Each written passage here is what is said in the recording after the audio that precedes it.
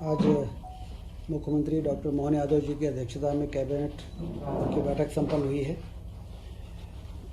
10 जुलाई को गुरु पूर्णिमा के अवसर पर प्रदेश के सभी स्कूल्स और कॉलेजेस में 2 दिवसीय गुरु पूर्णिमा उत्सव का कार्यक्रम आयोजित किया जाएगा, ऐसा मुख्यमंत्री जी ने निर्देशित किया है, जिसमें सभी जनप्रतिनिधि, प्रबुद्ध नागरिक, गुरुजन एवं साधु संतों की भागीदारी सुनिश्चित होगी।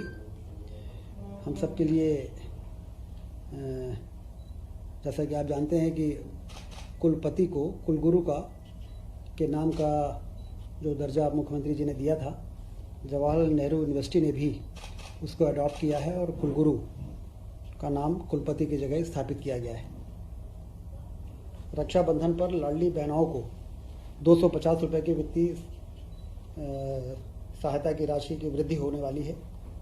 9 अगस्त को रक्षाबंधन है, उस दिन 1,27,00,000 लाडली बहनों को अब 250 बढ़ाकर और ये 1,500 रुपये हो जाएगा। 12 तारीख को ये जारी होगा, 12 जुलाई को।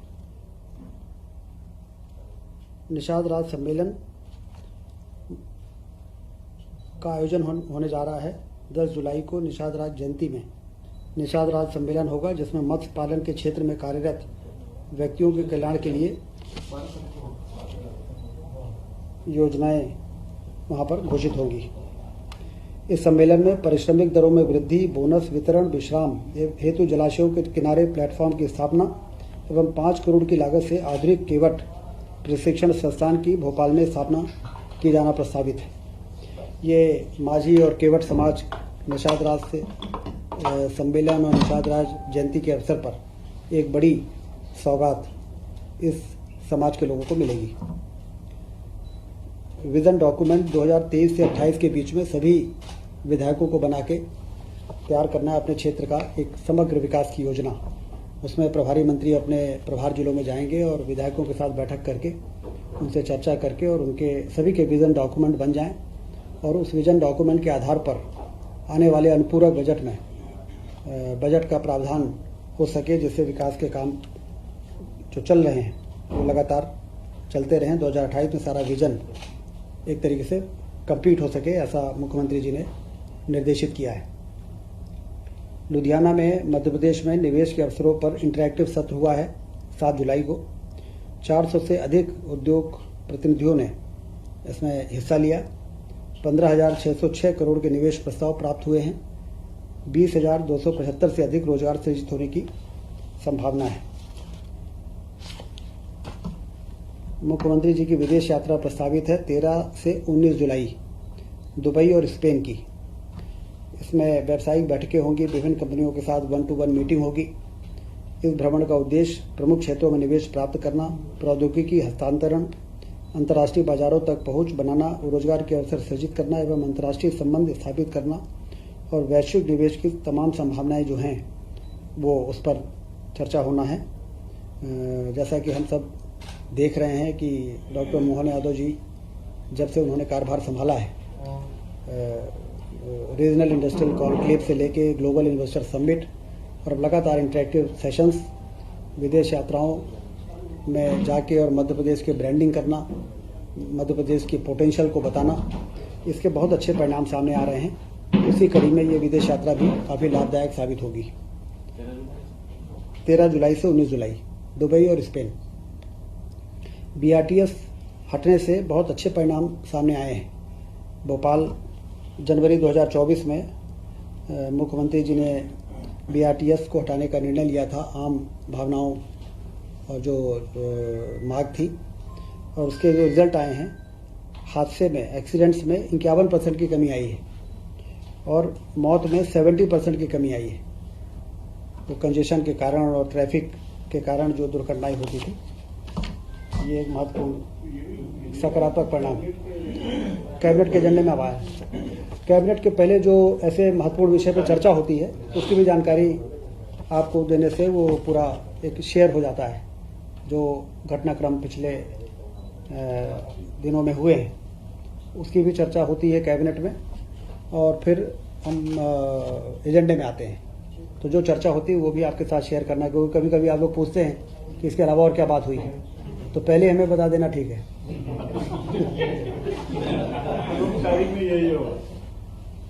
Lake view residency hotel Bhopal को पूरी तरह से उसका रीडेवलपमेंट का प्रस्ताव कैबिनेट में पास हुआ था। आज DBFOT जो PPP मोड पे ये काम के टेंडर ऑलरेडी फ्लोट हो चुके हैं, उसमें निवेश संवर्धन की दिशा में एक महत्वपूर्ण फैसला लिया गया है कि इसमें पंजीयन और मुद्रांक शुल्क जो भी डेवलपर आएगा उस राशि की प्रतिपूर्ति की जाएगी, जिससे इन्वेस्टर फ्रेंडली हो और अच्छे बड़े ग्रुप्स आए यहाँ पर और एक अच्छा होटल वहाँ पर बना सके। डिस्ट्रीब्यूशन कंपनीज जो हैं, बिजली वितरण कंपनी, उसमें एक बहुत महत्वपूर्ण फैसला हुआ है। 49,263 नवीन पद की स्वीकृति हुई है। इससे इसकी जो संगठनात्मक संरचना है उसको मजबूती मिलेगी और अल्टीमेटली पावर जनरेशन और ट्रांसमिशन के बाद डिस्ट्रीब्यूशन जीरो ग्राउंड पर परफॉर्मेंस के आधार पर ही अच्छी गुणवत्तापूर्ण बिजली उपभोक्ताओं को मिल पाती है। तो मैन पावर की कमी जो लंबे समय से महसूस हो रही थी, उसको दूर करने के लिए 49,263 नए पद मंजूर किए गए हैं, सभी कंपनियों में, तीनों को मिला के वितरण कंपनी।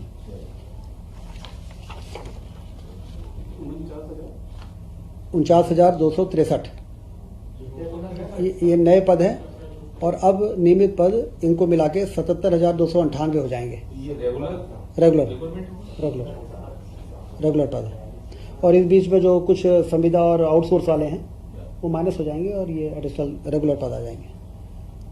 प्राइस सपोर्ट स्कीम के अंतर्गत ग्रीष्मकालीन मूंग एवं उड़द उपार्जन हेतु निःशुल्क शासकीय प्रतिपूर्ति, हानि की प्रतिपूर्ति एवं रबी विपणन 2024-25 में लक्ष्य से अधिक उपार्जित ग्रीष्म मूंग की स्वीकृति मिली है, क्योंकि लगभग 20 लाख टन मूंग के उपार्जन की संभावना है और हमें भारत सरकार से 3.51 लाख जो खरीदी की मंजूरी मिली है। उसके लिए कैबिनेट ने ये प्रस्ताव पारित किया है कि केंद्र सरकार को और हम एक पत्र लिखें और 8,57 लाख मैट्रिक टन जो टोटल उपार्जन का 40% होता है, उसकी मंजूरी के लिए केंद्र सरकार को पत्र लिखने का फैसला कैबिनेट में हुआ है।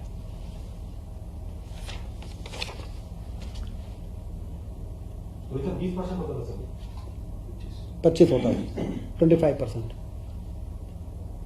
जल संसाधन विभाग के अंतर्गत कृषि सिंचाई जलकर की राशि में ब्याज राशि काफ़ी हो गई थी, शास्ति दंड, वो जलकर की राशि किसान जमा नहीं कर पाए। लगभग 35 लाख किसानों को एक बड़ी राहत, बहुत ही उनको मदद की दृष्टि से उनकी जो दंड राशि है उसको माफ़ करने का फैसला हुआ है। लगभग 84 करोड़ रुपए, 84.17 करोड़ रुपए ये माफ़ किए जाएंगे, जिससे कि ब्याज राशि, ब्याज और दंड राशि, मतलब इंटरेस्ट और फिर वो जो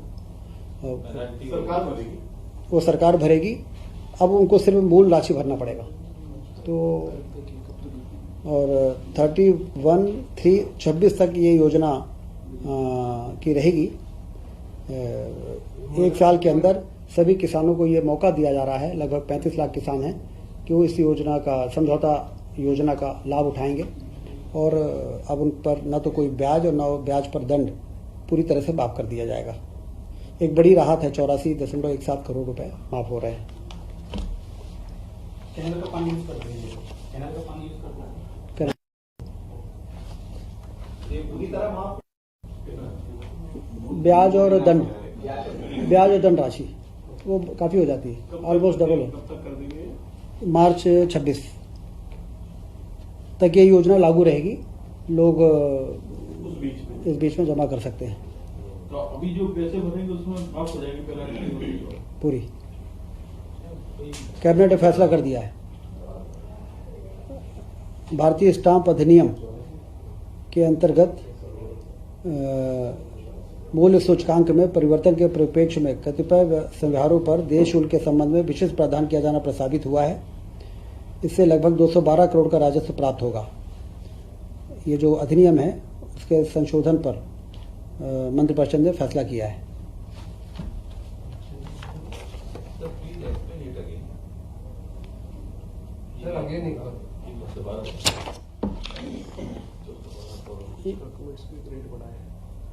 ये भारतीय स्टाम्प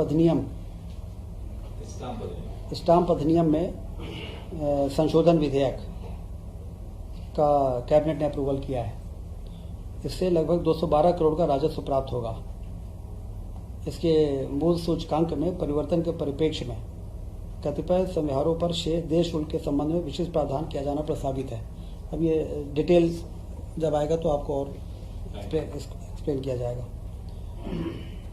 धरती आबा जनजाति ग्राम उत्कर्ष अभियान ये महत्वाकांक्षी योजना है। जनजाति क्षेत्र में प्रधानमंत्री जी ने जनजाति क्षेत्रों के विकास के लिए जनमन योजना, धरती आबा जनजाति ग्राम उत्कर्ष अभियान, इस प्रकार के जो कार्यक्रम जिसमें कि इंफ्रास्ट्रक्चर से लेके और तमाम बुनियादी सुविधाएं एक विशेष अभियान के अंतर्गत इन क्षेत्रों में पहुंचाई जा सके, उस दिशा में 66 नवीन आंगनबाड़ी केंद्रों की स्वीकृति, संचालन पद की स्वीकृति एवं आंगनबाड़ी केंद्र भवनों के निर्माण का ये जो प्रस्ताव था वो मंजूर हुआ है। 2025-26 से 2028-29 तक इस योजना अवधि में 19.91 करोड़ का व्यय अनुमानित है। इसमें केंद्र की राशि होगी 10.45 करोड़ और राज्य की होगी 9.46 करोड़। ये आंगनबाड़ी केंद्र और उसके में जो आंगनबाड़ी कार्यकर्ता, सहायिका और पर्यवेक्षक के जो पद होते हैं वो मंजूर हुए हैं।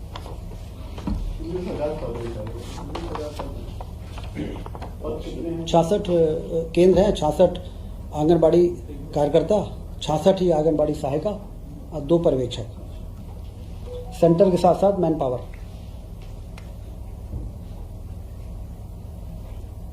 कैंपा का जो फंड होता है, जो हमारी वन भूमि डाइवर्ट होती है, तो उस भूमि के डाइवर्जन की जो राशि होती है वो कैंपा फंड में जाती है भारत सरकार, और फिर भारत सरकार से संबंधित राज्यों को वापस आती है। तो 1478.38 करोड़ के उपयोग की स्वीकृति, जो कैंपा का फंड हमारे हिस्से का हमको मिला है, उसके उपयोग की स्वीकृति आज कैबिनेट ने दी है, जिसमें विभिन्न प्रकार के काम होंगे।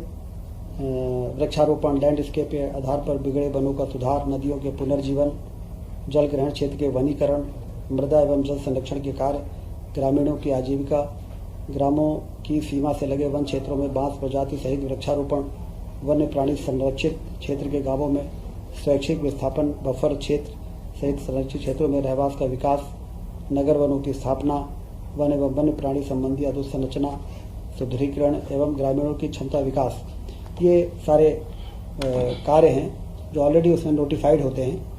कैंपा की राशि केंद्र सरकार से प्राप्त करने में राज्य शासन ने सफलता प्राप्त की है और कार्यों का अनुमोदन भी करा लिया है। सर ये अमाउंट कैसे बता देंगे कैंपा? 1478.38 करोड़ ये वार्षिक कार्य योजना में ये राशि हमको मिली है, जो हमारी ही राशि हमारे ही वन क्षेत्र के डाइवर्जन के बाद जो होती है उसको समय समय पे हम उसको प्राप्त करते हैं और उस पर फिर वन क्षेत्र के सुधार में अन्य कार्यों में लगाते हैं।